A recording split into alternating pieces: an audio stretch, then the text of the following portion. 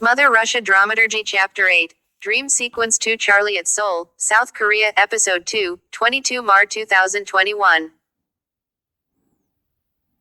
We walked in the opposite direction of the marked target since our leader, her two assistants, and Mother Russia had read the map sideways and couldn't make heads or tails of the diagrams.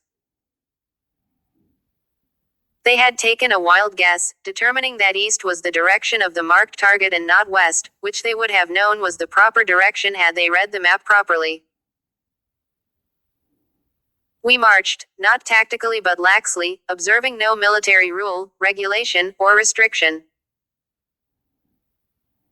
The others were walking so close together that one hand grenade could have taken them all out.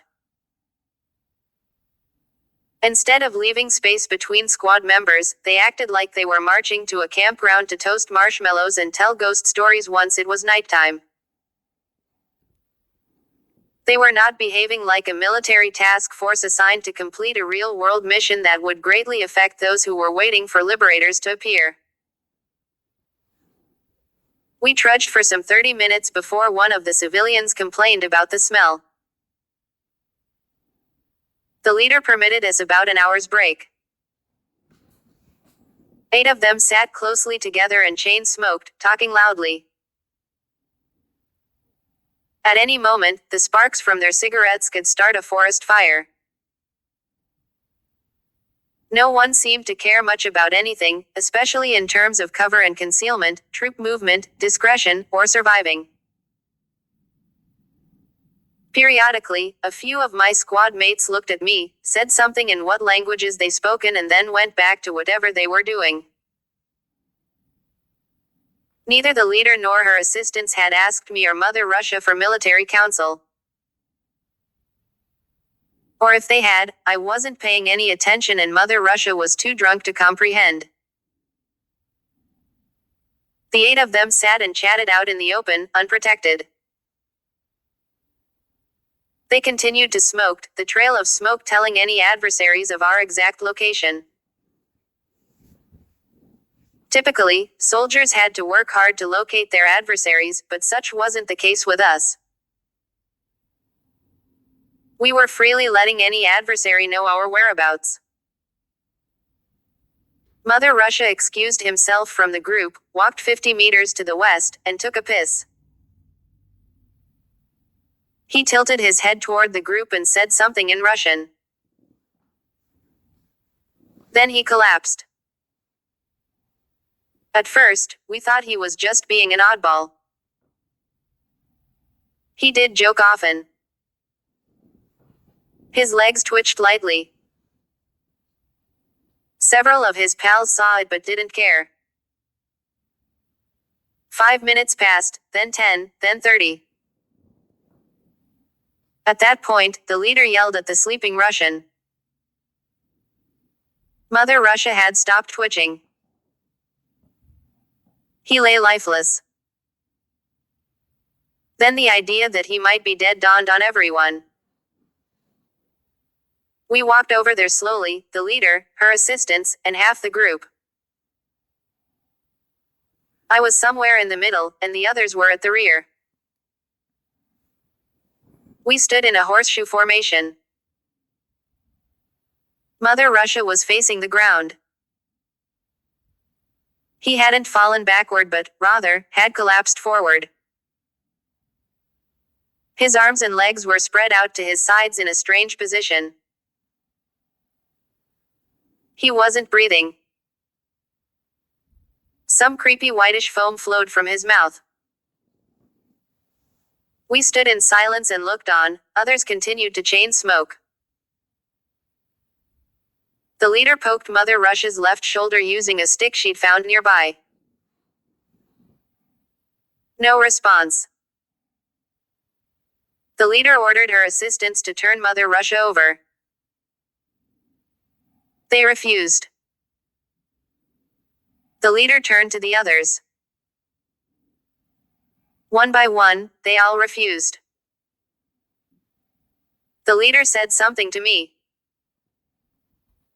She wanted me to help her turn over Mother Russia. I picked up several branches from the ground nearby. The leader and I slid several of them under Mother Russia's midsection to lift him up and turn him over. Several of the others, including the assistants, screamed in horror upon seeing Mother Russia's colorless eyes and bloody nose. Either Mother Russia had been bitten by something poisonous, a king cobra perhaps, or else he'd drunk too much. Or maybe the alcohol level in his bloodstream was so high that, mixed with the toxic air, it had caused him to die a rapid death. We stood still and stared down at Mother Russia's lifeless body without purpose. We neither were lost in thought nor felt any sorrow for the drunkard. Rather, the leader was frozen in place, and therefore we stayed put too.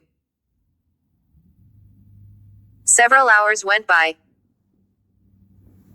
We remained in the horseshoe formation, staring down at the deceased Russian. Several more hours went by. Evening arrived. Darkness started to fall, and a cold wind whooshed by. The leader wanted us to cover our bodies with whatever we could find nearby.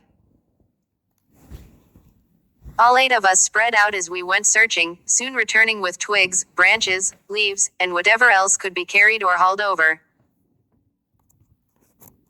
We placed it all on top of the late Mother Russia along with all his belongings except for his firearms and ammo. The leader had taken possession of those items. We went back to our original spots. My companions had left their weapons and everything else behind while attending to Mother Russia earlier.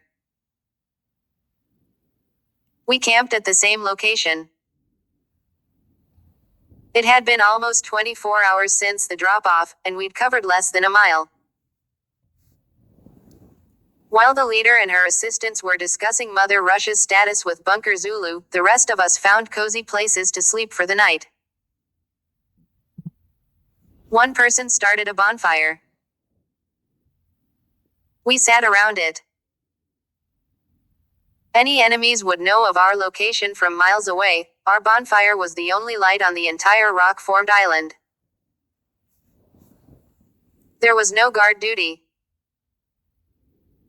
All 8 of us slept at the same time. I stayed up for as long as I could, maintaining a certain level of military etiquette. I took on the responsibility of safeguarding the others until sleepiness took over. Then at a bit before midnight, after having stayed up safeguarding the other 7, I dozed off. At first, I thought I was dreaming when I heard the cries of wolves. I dismissed the sound and dozed off again. Several minutes later, the wolves howled again, sounding closer than before. I stood up quickly and scanned the area. The NVG attached to my main firearm was useless unless what I was looking at was within arm's reach. I scanned the location where we'd put Mother Russia's body. The NVG revealed fuzzy-looking things moving about. Whatever they were removing the branches, leaves, and other debris from atop the corpse. I lit a few flares and threw them over there. The flares scared away whatever feral animals they were. Perhaps the smell of alcohol had drawn in the uninvited guests. The popping sounds of the flares hadn't awakened my squad. They remained sound asleep, comfortable in their sleeping bags.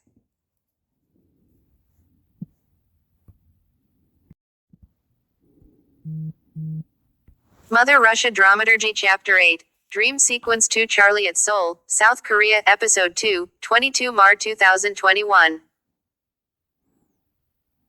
We walked in the opposite direction of the marked target since our leader, her 2 assistants, and Mother Russia had read the map sideways and couldn't make heads or tails of the diagrams. They had taken a while.